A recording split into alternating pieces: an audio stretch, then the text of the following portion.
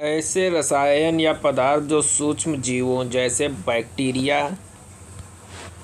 जीवाणु, कवक, प्रोटोजोआ आदि को मारते अथवा उनकी वृद्धि को रोक देते हैं, सूक्ष्मजीव रोधी कहलाते हैं।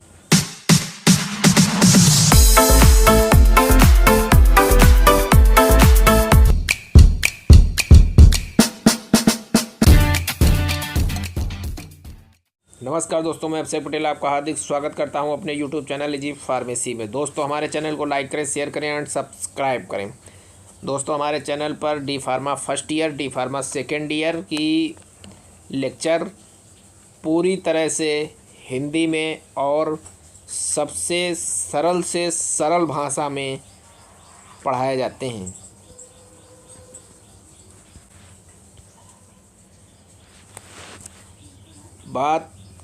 आज हम लोग टॉपिक स्टार्ट कर रहे हैं एंटी माइक्रोबियल एजेंट, सूक्ष्मजीव रोधी। दोस्तों, बीच में कुछ समय तक वीडियोस नहीं आई, लेक्चर बिल्कुल नहीं आए, लेकिन अब दोस्तों अब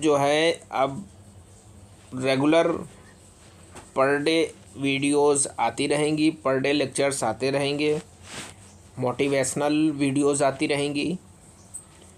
इसलिए दोस्तों आप सब्सक्राइब कर लें, नोटिफिकेशन ऑन कर लें, ताकि जो वीडियो आए उसकी नोटिफिकेशन आप तक आ जाए, तो आप उसको उस लेक्चर को पढ़ें, समझें, ताकि आपकी परीक्षा में आसानी हो और आपकी क्लास में आपको पता होना चाहिए कि जो पढ़ाया जा रहा है वो क्या पढ़ाया जा रहा है।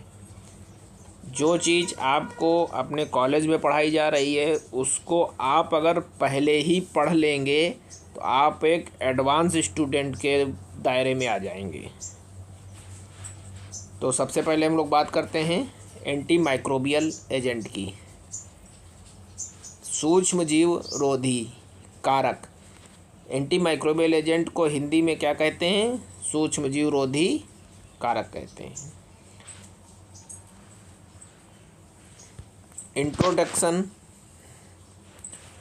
ऐसे रसायन या पदार्थ, ठीक, ऐसे रसायन या पदार्थ जो कि सूक्ष्म जीव यानी माइक्रोब जैसे, एग्जाम्पल में बैक्टीरिया, जीवाणु, कवक व प्रोटोजोआ आदि को मारते हैं अथवा उनकी वृद्धि को रोक देते हैं, सूक्ष्म जीव रोधी कहलाते हैं, यानी एंटी माइक्रोबियल एजेंट कहलाते हैं।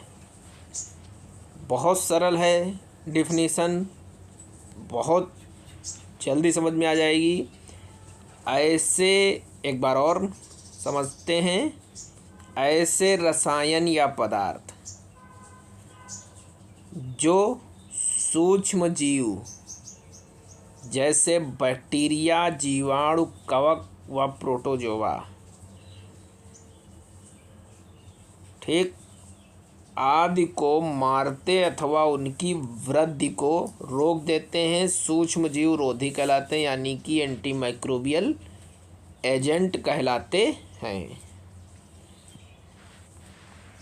क्लासिफिकेशन क्या है? क्लासिफिकेशन के आधार पर एंटी माइक्रोबियल एजेंट को 5 भागों में बांटा गया है। कितने भागों में? 5 भागों में बांटा गया है। सबसे पहला है एंटीसेप्टिक, यानी कि रोगाणु रोधक। सेकंड है डिसइंफेक्टेंट्स, कीटाणु नाशक। तीसरा है जर्मिसाइड्स, यानी कि जीवाणु नाशक। तीसरा है बैक्टीरियोस्टैटिक एजेंट, यानी कि जीवाणु रोधी कारक। पांचवा है सैनिटाइजर, यानी कि स्वच्छकारी। अब इनको हम लोग बारी बारी से पढ़ने की कोशिश करेंगे, समझने की कोशिश करेंगे। अगर आपने एक बार बहुत ही अच्छे से समझ लिया इस वीडियो को आप 2 से 3 बार इस लेक्चर को अगर आप देखेंगे तो आपको ये 100% आपके माइंड में बैठ जाएगा कि ये क्या है, आपको समझ में आएगा ही आएगा। एंटीसेप्टिक रोगाणुरोधी क्या है? ये पदार्थ जो सूक्ष्म जीवों की वृद्धि को रोकने में उपयोगी होते हैं। रोगाणुरोधी यानी एंटीसेप्टिक पदार्थ जो होते हैं वो घाव को गलने, सड़ने, ऊतकों को दूषित होने से बचाते हैं। यानी किसी भी प्रकार के घाव को सड़ने, गलने या दूषित होने से एंटीसेप्टिक एजेंट बचाते हैं। आगे डिसइंफेक्टेंट। इस प्रकार के उत्पाद संक्रामक सूक्ष्म जीवों को मारकर शरीर की संक्रमण से रक्षा करते हैं।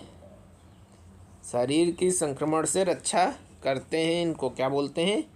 कीटाणुनाशक एंड डिसइंफेक्टेंट। ये मुख्यतः निर्जीव वस्तुओं के ऊपर प्रयोग किए जाते हैं। कहाँ उपयोग किए जाते हैं? ये घरों व अस्पतालों में उपयोग किए जाते हैं, जैसे कि फर्श पे उपयोग किए जाते हैं, टेबल पे उपयोग किए जाते हैं। मतलब जो निर्जीव वस्तुएं हैं उन पे हम लोग उपयोग करते हैं। अब ये मत कहना कि सजीव क्या है और निर्जीव क्या है। अब निर्जीव वस्तुएं क्या हैं?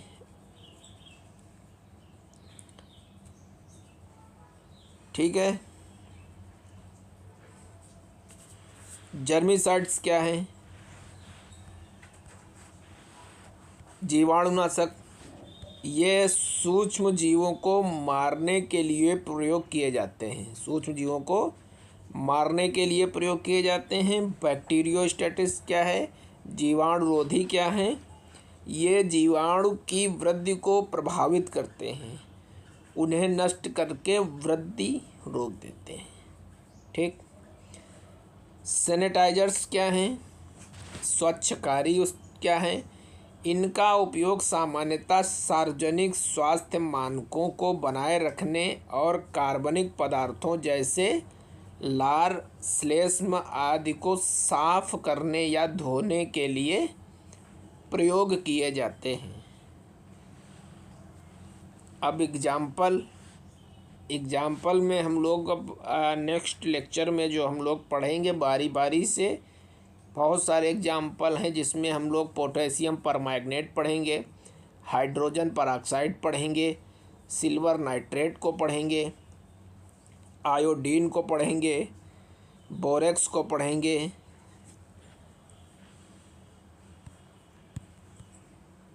और मर्क्यूरिक एसिड को पढ़ेंगे,